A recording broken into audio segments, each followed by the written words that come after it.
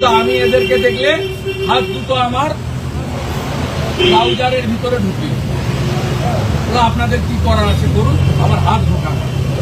এই যে আমি এখানে কোনো কারণ নেই দেখলেন পাঠিয়ে দিচ্ছি, তাকে ছবিতে দেখান কোনো কারণ আছে? বিরোধী দলনেতার অফিস হচ্ছে আসেন একটা লোক, একটা এমএলএ ছিল, সই করতে এসেছিল স্ট্যান্ডিং কমিটিতে, ফেরার সময় এগুলো দাঁড়িয়ে পড়ো।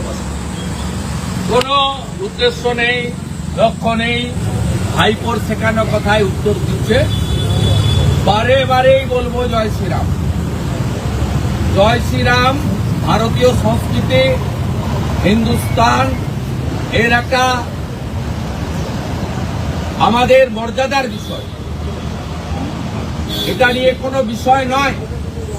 আপনি সাজিয়ে গুজিয়ে একটা লোককে, ওই লোকটার নামও জানেন, বিশেষ কমিউনিটি পুলিশের সিভিক ভলেন্টিয়ার্সকে দাঁড়িয়ে থেকে আপনি হঠাৎ করে উন্মাদের মতো চিৎকার করে বলবেন, এটা কি শুনে না হবে?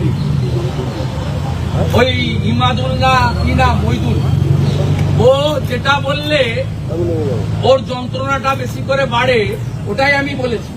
এবং আমার বিশ্বাস ওটা রোহিঙ্গা।